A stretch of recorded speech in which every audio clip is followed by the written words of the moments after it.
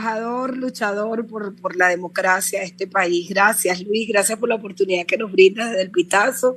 Gracias, colega, amigo, No, venezolano, luchador que no se rinde. no tanto como usted, que a cada minuto está pensando cómo reorientar esta realidad de mejor calidad de educación. Hay una gran preocupación, ya se está anunciando para octubre el inicio de clases. ¿Quiénes van a atender a nuestros niños, Griselda, en este ambiente de incertidumbre, de atropello, de maltrato al docente? Cuéntanos, bienvenida, gracias por estar allí. Y Luis, bueno, mira, gracias Luis.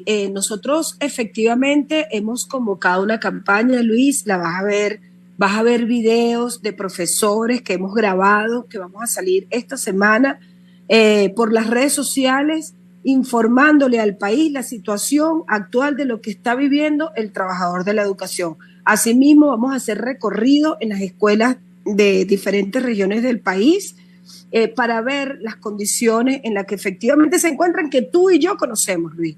El reporte que nosotros tenemos es que de cada 10 escuelas, Luis, 7 tienen problemas graves de infraestructura, de luz, de agua.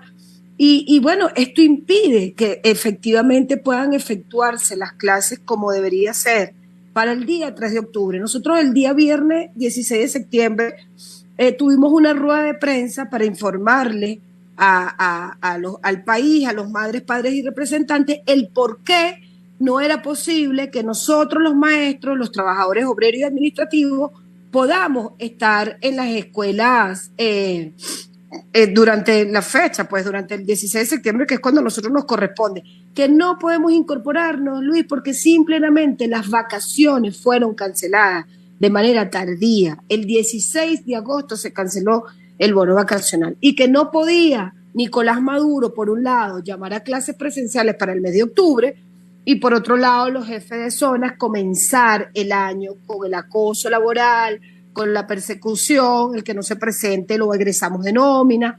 Eso lo fuimos a denunciar el día viernes, las precarias condiciones. El tema de lo que pasó, Luis, que nadie habla de eso, Una Gota de Amor para mi Escuela, que fue un programa que se implementó el 31 de julio del año 2021, que lo anunció Yelitza Santaella, que iban a recuperar 500 escuelas, que nadie sabe cuáles fueron, Luis. Porque yo te pregunto, Luis, ¿tú conoces de algún arreglo de alguna escuela el año pasado en el estado Vargas? No se recuperaron 500 escuelas. Entonces, no fue una gota de amor, fue un chaparrón de corrupción que vimos claramente, porque nadie tiene hoy la lista de esas 500 escuelas. Nosotros le hicimos seguimiento y control a esto. Estuvimos en consulta con varios dirigentes de varias regiones del país y mira, no se lograron. Por ejemplo, en Caracas ni siquiera 10 planteles fueron recuperados. Entonces, ¿cuáles fueron las 500 escuelas? O sea, nosotros queremos saber, porque nosotros tenemos a nuestros voceros en las escuelas. Entonces vamos a hacer un gran recorrido, Luis, vamos a arrancar con un gran recorrido, una gran campaña comunicacional para que la gente despierte, porque los maestros no vamos a abandonar las aulas efectivamente. Vamos a regresar, pero bajo nuestras condiciones, bajo nuestras realidades, porque en una escuela donde, por ejemplo, no hay agua, no hay luz, los salones están clausurados, ¿cómo va a volver el maestro? Díganme. O sea, ¿cómo hace un docente? ¿Cómo hace un estudiante para estar allí durante tantas horas sin programa de alimentación escolar, sin pasaje, sin uniforme? ¿Cómo hace el estudiante para estar allí? Entonces, las condiciones son cada día peor, Luis, y es lamentable que esto sea así, pero esto hay que decirlo. O sea, nosotros no nos podemos quedar callados y darle normalidad a algo que es anormal, totalmente anormal. Ahora la nueva cosa es que este tema instructivo NAPRE no existe y eso es lo que ahora se pretende decir. Bueno, el instructivo NAPRE, Luis, sí existe y existe en la quincena de cada venezolano, empleado público, trabajador, activo y jubilado del país, que se resiste a este crimen que hoy se comete desde el patrono, desde Miraflores, para secuestrar lo que es el derecho al trabajo, que hoy los venezolanos luchamos para que se entienda que tenemos derecho a trabajar, que son ellos los que nos impiden a nosotros, que sí hay un bloqueo, claro que sí, hay un bloqueo del cerebro de estos funcionarios públicos sin vergüenza, de estos funcionarios públicos que pretenden que nosotros nos vamos a comer el cuento de que aquí las sanciones no permiten tales y cuales cosas. Que cómo es posible, Luis, que se construya un hospital en PDVSA y que no se tome en cuenta, por ejemplo, la crisis que hay en el JM de los Ríos. Claro que nosotros queremos, ojalá que cada ministerio pudiera tener un centro de salud como lo teníamos nosotros, Luis. Nuestros IPASME, que por qué no abren los IPASME, porque el de La Guaira está prácticamente técnicamente cerrado, ahí no funciona nada, ahí está la sede y una gente ahí atendiéndote, pero ahí no hay ningún tipo de atención, ahí se mueren los maestros. Entonces, ¿cómo es posible que hay en PDVSA, porque ellos quieren congraciarse con la petrolera, con la petrolera de nuestro país, porque ellos saben que sí hay ingresos, Luis? Nosotros demostramos que sí hay dinero. Nosotros lo demostramos con nuestras movilizaciones el día 4 y 11 de agosto, donde logramos que nos cancelaran el bono vacacional, que nos los pagaron, que cancelaron el 50%, nos deben el 50%. ¿Por qué nos deben el 50%, Luis? Porque nos arrebataron nuestras primas en el mes de marzo. Y los que nos quitaron fue un 50% que muy bien pudiera estar en tu cuenta, en mi cuenta y en la cuenta de todos los maestros de este gran país que se resiste, Luis, que no se entrega. Nosotros vamos a hacer una campaña comunicacional para decir, vamos a resistir. Y el llamado es ese, Luis. No podemos abandonar nuestras casas de estudio. No nos podemos ir porque no podemos dejar la educación en manos de cualquiera, como lo quiere hacer Yelitza Santaella desde el Ministerio de Educación. No te escucho, Luis. En Vargas está pasando algo interesante. Último mes, hace un mes. De 10 escuelas están reparando una y están abocándose a todos los recursos a esa escuela. Suponte que en Vargas de las 200 y pico vayan a reparar 10 o 15 que serán emblemáticas y servirá para la publicidad, porque ellos juegan mucho a la publicidad, ¿no? Y meter la mentira de que todo está funcionando y que se está trabajando. Obviamente, luego que arranquen las clases, es imposible meterse a reparar una escuela. Eso implicaría suspender las actividades escolares. Eso por una parte. Lo otro, en estas condiciones los maestros no van a incorporarse, entonces ellos también necesitan justificar que hay clases, entonces a las aulas van a mandar a cualquier persona para que atienda a los muchachos. Ese es el riesgo que hay.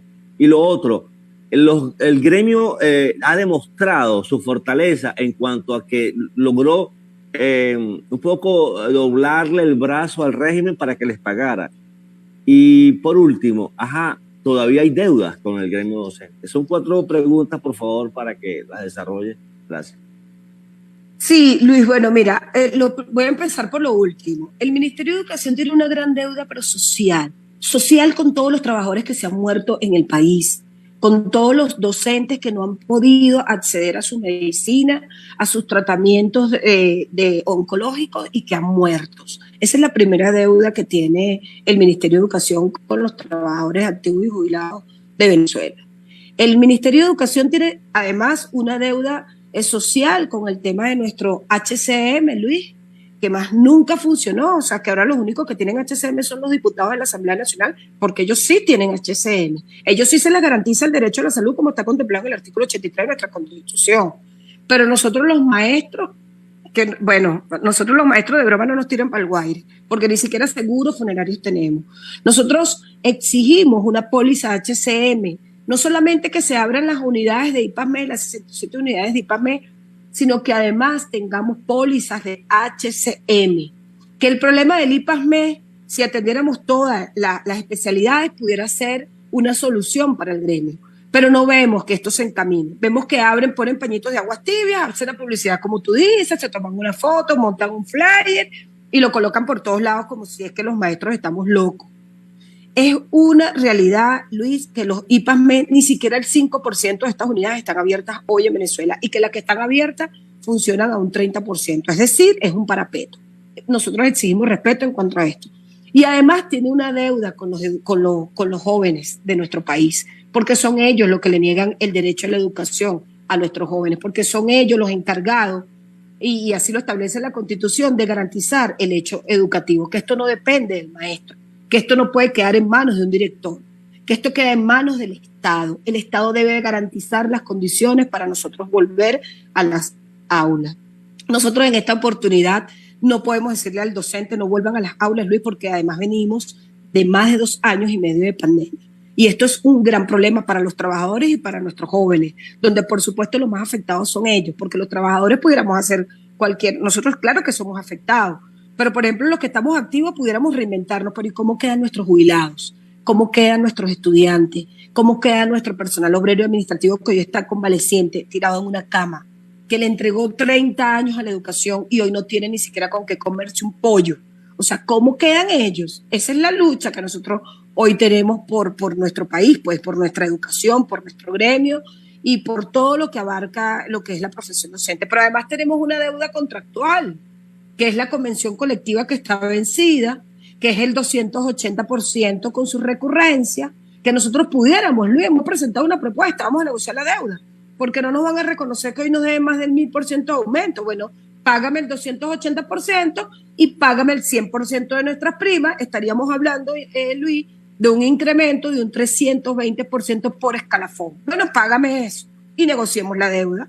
Y es la propuesta que le vamos a hacer al patrono y que las federaciones deben asumir, porque las federaciones a todas estas no los vemos que terminen de reaccionar. Ojo, vimos a muchos dirigentes locales y regionales activos durísimos en la protesta. Ojo, de todas las federaciones, del Colegio de Profesores de Venezuela, del Sindicato de Maestros, de FETRA Magisterio, pero la única federación que efectivamente, Luis, se puso al frente por la línea del medio como lo hicimos nosotros, fue FETRA Magisterio, que estuvimos, bueno, nos acostábamos a las 12, a las 1 de la mañana, tal estado está listo, tal estado está listo, porque la protesta fue una protesta nacional, porque nosotros le pusimos corazón para que fuera una protesta nacional, para que efectivamente saliera la gente hasta del Amazonas.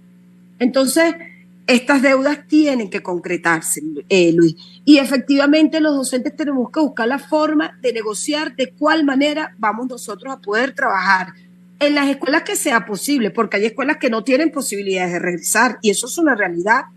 Eso es una realidad, como por ejemplo el Enrique Delgado Palacio, que es una escuela que está ubicada aquí en la parroquia del Valle, y me imagino que allá, pues en Vargas, pues ¿cuántas escuelas? No solamente una, muchísimas escuelas no tienen condiciones para volver. No tienen condiciones porque estas brigadas bricomiles que llegaron en algunas instituciones, como tú dices, no funcionaron en el mes de agosto. No te escucho, Luis. No te escucho, Luis. No te escucho. Fue un fraude, una estafa, ¿no? Eso no existió. De hecho, directores decían que era imposible agrupar a los diferentes organismos para que hicieran algo. Lo que pudo funcionar fue con el esfuerzo del personal directivos metidos en las escuelas buscando el apoyo de algún colaborador, pero no hubo manera de que este programa de los Procamiles funcionara. Entonces, esto es lo que vemos, Luis. Vemos que esas brigadas bricomiles es otro chorro de corrupción, porque como tú dices, son 230 escuelas en Vargas y van a recuperar 10. Eso no es nada. Eso no es representativo. O sea, ¿cómo van a recuperar 10 escuelas en un país donde las escuelas no sirven, donde se están cayendo, donde los techos se caen, donde no hay agua, donde no hay luz, donde no llega el programa de alimentación escolar? Nosotros le decimos hoy a Yelicha Santella que se abstenga de mandar arroz solo, porque con arroz solo nadie se nutre. Con arroz solo, podrido, con gusano, nadie puede alimentarse.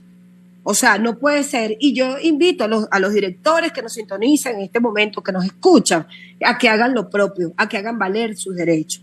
Que basta.